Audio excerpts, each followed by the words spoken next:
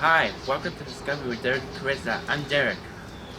And I'm Eddie, and I'm filling in for Carissa, and we're at Flamingo Gardens, and this is Caitlin right here, and she's going to tell us a little bit about...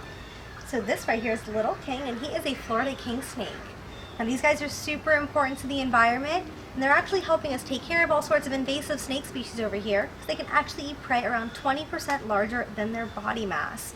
Compared to rat snakes, they actually have around 2 times more constricting strength than that, but these guys are really awesome, and they're doing a whole lot of great things. Now we kind of call them the Florida king snakes because they're the king of all snakes here in Florida anyways. These guys can actually eat venomous snakes, which is really cool. And don't get me wrong, every single animal that is native here belongs here, but everything also needs a predator somewhere down the line. That little king here is sticking his tongue in and out of his mouth. It's because he's actually smelling and tasting the air. So he has got something called a Jacobson's organ in the roof of his mouth. So he brings that scent up to that organ to kind of figure out exactly what's going on around him. And if you're ever afraid of a snake, you happen to see one in your path, and you don't really want to get a little bit too close, you don't need to jump up and down or throw your arms all over the place. We'll do nothing but raise your heart rate a little bit more. And even if you scream, guess what? They don't have ears. They can't hear you.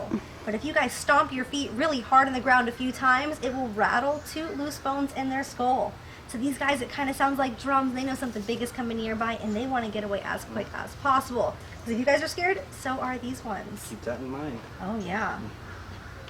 Is he friendly? He seems like he's kind of friendly. Oh yeah, he is the calmest snake I have ever met in my entire life. He's a really cool guy. He's a really great educational animal, and he's a really great ambassador for his counterparts out in the wild. Will he be getting much bigger than this? No, he's about full grown. Now these guys average around 3.5 to 5 feet in length, usually maxing out around 6 feet. They can get to be a little bit larger than that, but he's a pretty good size for himself right now. Yeah. And it's a male, correct? Yes, so we believe it is a male. It's a little bit invasive to kind of figure out whether they're a male or female. You have to probe them, so it's something that we try not to do here. Yeah, I'm not too interested in finding out. Yeah. He's getting curious, Derek. You like him? Yep. Yeah, so he's actually a cold-blooded animal, so he feels all the heat from Derek's hands, and he's kind of getting a little bit more active and moving around a little bit more. How long will one of these snakes live for about? I mean, The lifespan? Anywhere, it could be up to like 20 years, give or take, but you know, a lot of things in captivity can be just about doubled or even tripled, and they could be out in the wild because they don't run into any of the hardships they would outside.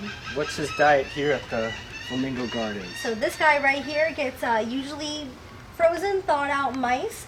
We don't want to make anything more difficult for our animals by giving them something live because they're all here for a reason. We want to make everything as easy for them as possible. Sounds delicious. Yeah.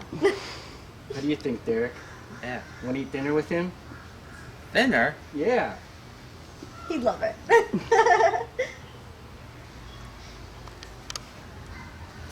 I'm noticing he has a little bit of an opaque look to him, like his eyes look a little bit shady. Yeah, so he's actually about to start shedding soon. So snakes have to end up shedding all that skin to be able to grow larger. So once they start eating a little bit more, the conditions and the weather is right, there's a lot of humidity in the air. It allows them to kind of shed off that skin to grow a little bit larger. That way they're ready for that next meal. Sometimes you just need a new outfit too. Yeah, right, it's a pretty good thing. Well, he's pretty... Did they make good pets? Well, I mean, anything can make a good pet if we're able to take care of them and we're able to offer that really great quality of life. But these guys are a lot of care. I kind of call it like it's getting married. You got to take after them for a really long time. You got to keep up with getting those enclosures nice and big. And it's a whole lot to feed these guys. But if you feel like we can take care of it and there's a whole lot of things, then sure, why not? But these guys are a really big commitment. Are there more snakes? Oh yeah, I got a really cool guy for you to meet next. How does that sound? Nice. Let's do Awesome. And what do I have a thing on my neck? So you have actually got a Colombian red-tailed boa. Now Rocky here was someone's pet, and he actually kind of fell asleep when he was on the beach with him. And you know, what snake doesn't love the sand, right? Now the thing is that Rocky here ended up finding himself all the way down the beach, and he actually got hit by a motorcycle. So he's got a kink in the back of his neck. So he can't survive out on his own, but not only can he not survive on his own, we don't want to release him. This guy right here is actually an invasive snake species. And what he does with his food is exactly what he's doing with your neck right now. He is a constrictor. So let me take him off. So he wraps his body around his food. He gives them a big old hug. Hopefully he's not hungry. No, not right now. This guy is well fed. But that's how they end up eating their food. But you know, you're a little bit too big for him. I don't think he's gonna enjoy it.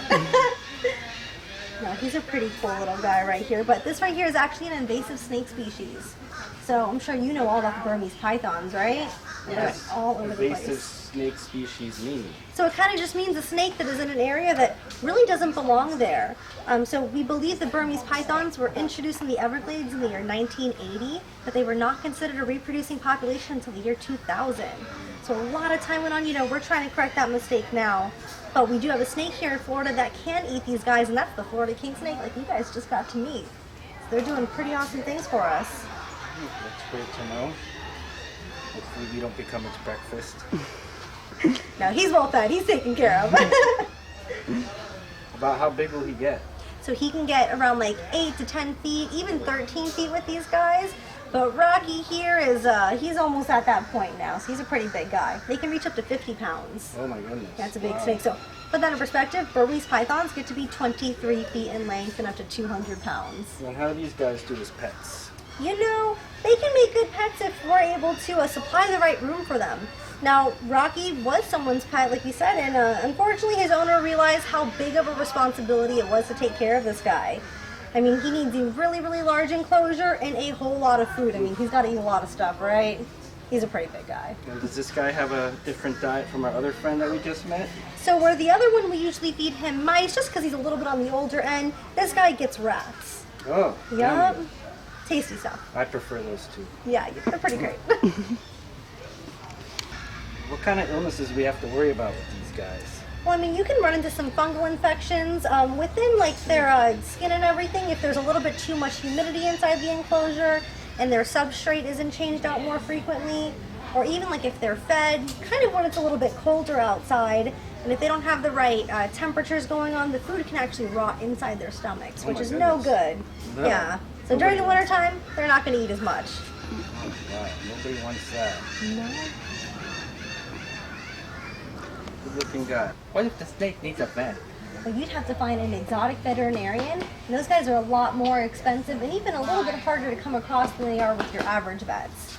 There's a whole lot more care that goes into these guys. A lot more schooling too. What do we have here?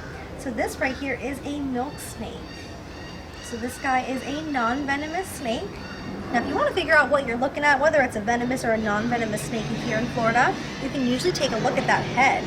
Now if you see this one right here is a rounded U-shaped head, right? Whereas a lot of venomous snakes here that are native to Florida have more of a V-shaped head, almost like a diamond shape kind of. I think their venom glands are located right in those cheeks, right? I call them like little chipmunks a little bit. Yeah, chubby cheeks. Yeah, just a tiny bit.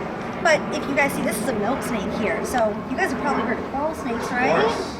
Yeah, there's a whole nursery rhyme going around it right about now. Red and yellow, kill a fellow. Oh yeah, you actually guys don't want to use that nursery rhyme. It can be a deadly mistake.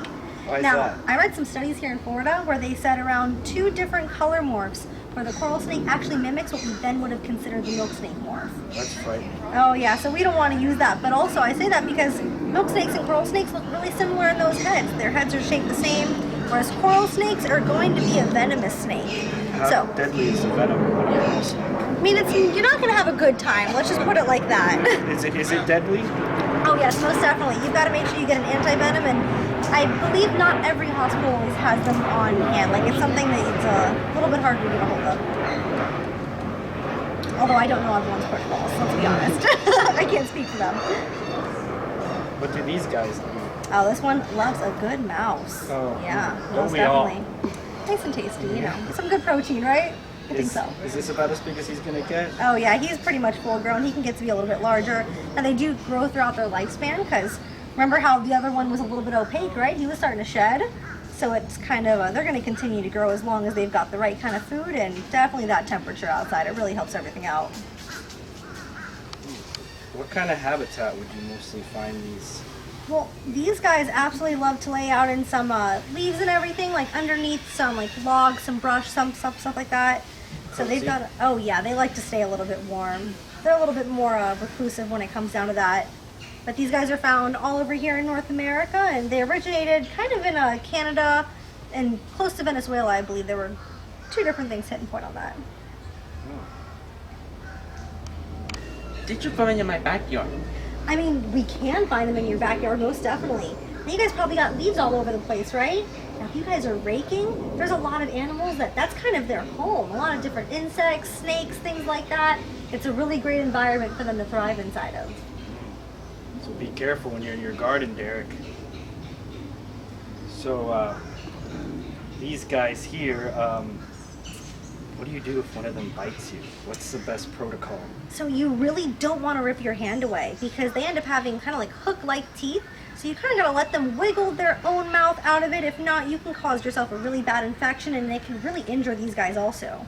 But if they're so insistent and they really don't want to let go, you can kind of pour some water over where they're biting you. Now you really want to watch out that you don't get it all over their head and everything. It's kind of a little bit of a risky thing, but making sure that it's safe for them and also while still trying to get them to unlatch at the same time. Be careful.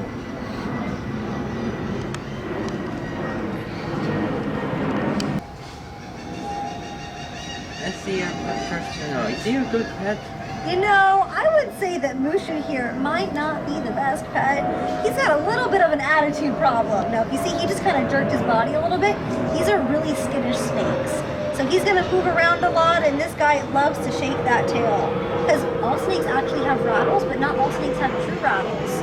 So if you ever hear something a little bit going off inside the leaves and everything like that, it might not actually be a rattlesnake. These guys are using that as a little defense mechanism to kind of replicate what the other venomous snakes would do. It's pretty cool. Thank you for joining us on Discovery with Nick and Carissa. And Caitlin, thanks for having us here at Flamingo Gardens. And Derek, thanks for having me on your show. Oh yeah, thank you so much, Derek. I'm happy I got to share some of my friends with you guys. Yeah, thank you for sharing your friends with us. Thank you for watching, everybody. Bye, guys. Bye.